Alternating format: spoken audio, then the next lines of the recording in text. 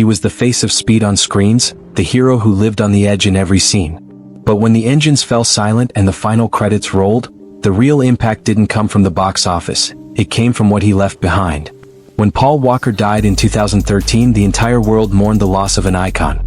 But away from the flashes, in an isolated warehouse in California, something much more intimate, secret, and disturbing began to reveal itself. Behind closed doors was a universe that almost no one knew, more than 30 ultra-rare cars, some never seen by the public, others not even legally allowed on United States streets. But what left everyone speechless weren't the vehicles, it was the hidden papers, the unfinished projects, the silent charity plans, and a legal structure so complex that it turned a garage into a legal battlefield. What began as cataloging a collection transformed into a painful journey full of layers where each car told a story, and many of those stories Paul seemed not to want to be found. This is the real, dark, and surprising account of what they found in Paul Walker's garage after his death, and why to this day his closest friends still can't forget it.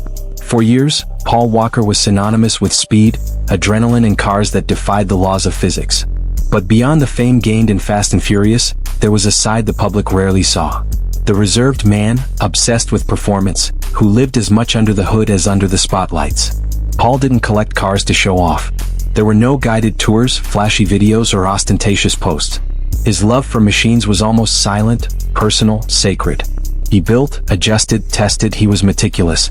He wanted to understand every torque curve, every engine sound, every detail of a machine's soul. And that passion, contrary to what many believe, didn't stay only in the movies. After his tragic death in a car accident, his family and partners were forced to face a devastating mission: open his private garage and decide what to do with everything he left behind. And it was at that moment when the world began to discover the true magnitude of what Paul built and kept secret. The place was an industrial warehouse in Valencia, California, without exterior signs, without ostentation. When the gates opened, what they saw seemed like a sanctuary. More than 30 extremely rare cars, some considered relics, others kept in absolute secrecy. Cars that had never been photographed, some without plates, without registration, and in some cases not even legalized in the United States. There were models that are only seen in exclusive exhibitions: Ford GTs, Porsche 911s, Toyota Supras, an entire fleet of Nissan Skylines, many of them personally modified by Paul. One of the most outstanding was a 1995 BMW M3 Lightweight, so rare that fewer than 130 were produced in the world. Paul didn't have one, he had 5, and each one of them seemed guarded as if it were a museum piece. But that was just the surface. The collection was carefully organized, but it wasn't an exhibition hall, it was a workspace. Some vehicles were dismantled, others with handwritten notes attached to the dashboard or hidden inside the glove compartments. And it was there where the story began to change tone. What they found weren't just cars, they were messages, fragments of thought, personal memories scattered among engines and upholstery. Handwritten papers described how certain cars made Paul feel. One of them inside a Skyline said, "I feel like I'm flying, smooth, furious, alive." In another, inside an M3 was written, "Maybe the cleanest one left, never sell it." But the most impactful of all, according to reports, was inside a GTR, a small blue post-it with a single phrase, "This is Meadow's, someday she'll drive it." Each finding added a new emotional layer to what before seemed like just a millionaire collection. The notes didn't just talk about horsepower or suspension adjustments, they talked about dreams, intentions, a legacy that was being built in silence. And it was at that point where investigators realized that place wasn't just a garage, it was a mechanical diary. Each car, a chapter, each engine a memory, and many of those chapters were unfinished. Tools were still next to ongoing projects. Some cars were partially restored, others with adhesive tapes marking tasks like weld structure, correct rear noise, or simply roll and test. But while family members tried to understand the emotional dimension of the garage, one detail began to catch the lawyer's attention. Many vehicles weren't in Paul's name, and that detail would be the trigger for a conflict that he probably tried to avoid in life, but that would become inevitable. As the cars were inspected, photographed, and cataloged, a question arose that no one wanted to ask. Who really owned all of that? A good part of the fleet wasn't registered in Paul Walker's name.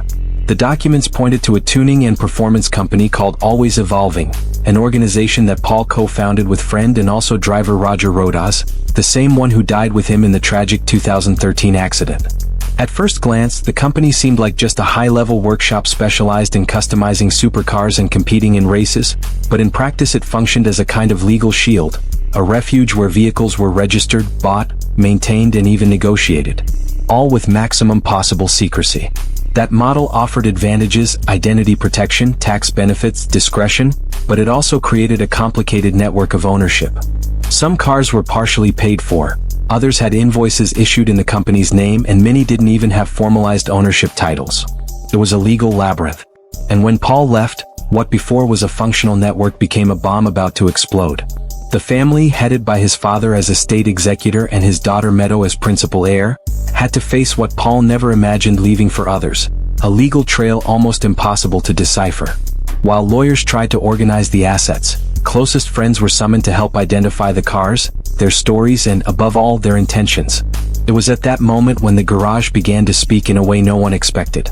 Inside glove compartments, central panels, even in hidden compartments, fragments of handwritten paper began to appear, technical annotations, reminders, doodles, observations about track behavior, torque responses, ECU commands, and suspension details.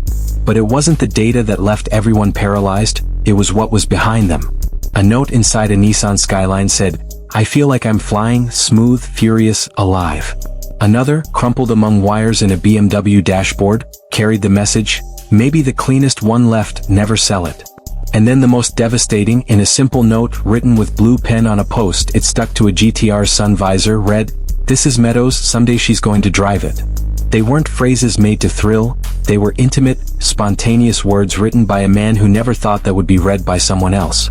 And each message revealed something deeper than the car's value. It revealed the emotional bond between Paul and his machines. They weren't trophies, they were companions, parts of his identity. And most impressive, not all cars were complete. Several projects were in process. A Datsun 240Z was completely dismantled, with notes stuck to the bodywork marking the next steps. A classic muscle car from the 60s had adhesive tape on the dashboard with handwritten tasks. Check carburetor, change exhaust, balance axle. Next to those cars, tools remained on the floor where he had left them. Electrical harnesses hanging halfway, open panels. Loose screws. These were cars that never rolled, chapters he didn't manage to finish. For those who lived with Paul, that was an emotional blow difficult to bear. It was like walking through an interrupted sanctuary. Each stopped engine seemed to hold the breath of someone who was in a hurry to live, but didn't have time to conclude. But among the incomplete cars, one detail caught attention. Some vehicles were marked with mysterious acronyms stuck to their dashboards. Notes with the letters RW, others with the phrase charity auction, or even row written on improvised labels. It didn't take long for the pieces to fit together. Reach Out Worldwide, the NGO that Paul Walker founded years before, dedicated to humanitarian aid missions after natural disasters. There were cars selected by him to be auctioned for charitable actions. A modified Supra, a Mustang Boss 302. None famous on screen, but all prepared with a purpose: help anonymous people away from the spotlights. And that perhaps was the hardest moment for the family, knowing that even without boasting, Paul had been planning to use his private collection, his most intimate passion, to save lives. Those cars weren't hidden out of ego. They were protected because they had a destiny that hadn't yet arrived. Understanding that changed the course of the entire investigation. That garage, before treated as a millionaire inventory, was now seen as something much more powerful, an extension of Paul Walker's soul. But the more intimate and moving the findings were, the more complex the legal situation became, because where there was emotion there were also papers, and where there was memory creditors appeared. The estate would soon face a conflict that not even the fastest cars could avoid. When the gates of that garage opened, no one expected that the real challenge would come outside the engines, because under the shine of rare machines, behind the moving notes and Paul Walker's silent heritage, an uncomfortable truth emerged. No one knew for certain who owned what. With the estate under responsibility of Paul's father and his daughter Meadow, then only 15 years old, a meticulous and painful operation began to understand where the actor's personal assets ended and where the business assets of always evolving began. But what should have been a technical process became a human drama. Incomplete documents, cars without registration, vehicles with pending financing, verbal agreements not formalized. It was impossible to advance without hurting someone. And most cruel, Paul didn't leave that ready because he never imagined he would have to leave it. Soon voices began to emerge: creditors, partners, former company collaborators, people who claimed to have participation in part of the fleet, others who said they had financed restorations, businesses that were left halfway. The garage became disputed territory. In an attempt to calm the situation, part of the cars was sent to public auction. In 2020, 21 vehicles from Paul's collection were sold at Barrett-Jackson Auction in Arizona. The total raised exceeded $2.3 million, but it was just a fraction of the estimated value of the complete collection, something close to $18 million. Still, not all cars were auctioned. Some were discreetly maintained within the family, others negotiated in silence, away from the media. And there were also those with documentation too fragile to be sold. They remained stored as if they were still waiting for Paul. What no one could foresee was the emotional damage that was left behind.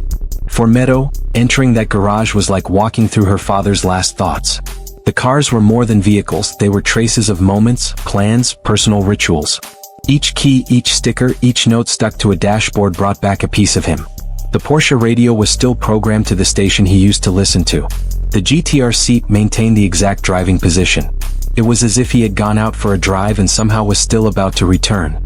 Some close friends couldn't even enter. Others were paralyzed as if that space were sacred. There were those who were moved by the unfinished projects.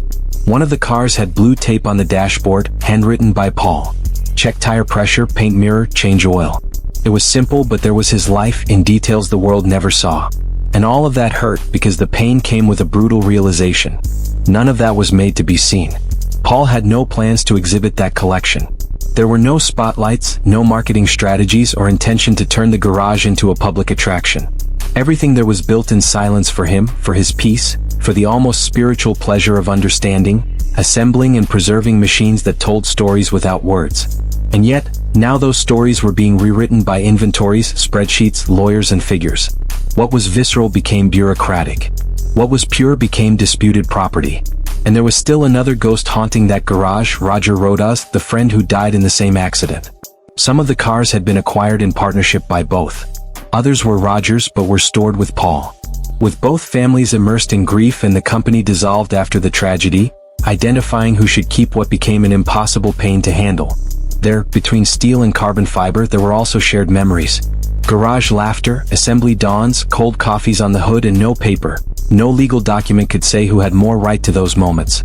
In the end, what they found in Paul Walker's garage wasn't just a valuable collection. It was an incomplete map of everything he loved. A time capsule made of interrupted dreams, intentions still in motion and gestures he didn't have time to finish. Each car sold carried a piece of that. Each car that remained did too. And that duality between what left and what remained is what hurt most those who stayed behind. At first glance, what Paul Walker left locked in that warehouse was a millionaire collection of rare cars. But in the end, what emerged from the rubble of bureaucracy, pain and time was something infinitely deeper. An emotional heritage built with silence, dedication and true love for what moved him. The documents could say they were just machines. Lawyers could convert each model into figures, titles and disputed properties. But whoever really stepped into that garage understood something else. The cars were just the beginning. Paul didn't collect cars to impress. He didn't use fame as leverage to raise values or feed a public figure.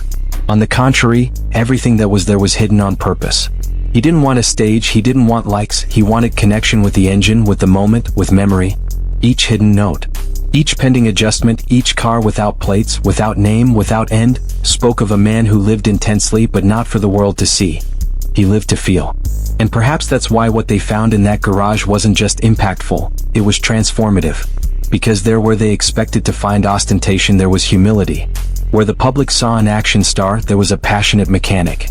Where they imagined a Hollywood idol, there was a father who wrote on a simple paper, "This is Meadows." To this day, some of the cars remain stored. Others ended up in the hands of collectors who may never understand the real weight of what they have in their hands. But there's something that no sale, trial or auction can erase. The certainty that Paul Walker wasn't playing a character, he was what he showed himself to be. And what he left locked in that warehouse wasn't a fortune, it was a mirror of his soul. Paul Walker's garage became unwittingly his most honest testament, a place where the noise of engines mixed with the silence of unspoken emotions, where passion wasn't marketing, but the raw material of everything he was. In the end, what most surprised those who entered there wasn't the value of the collection, it was discovering that even without cameras, even without an audience, Paul continued being exactly who the world believed he was. And perhaps for those who remained, that's the greatest revelation of all.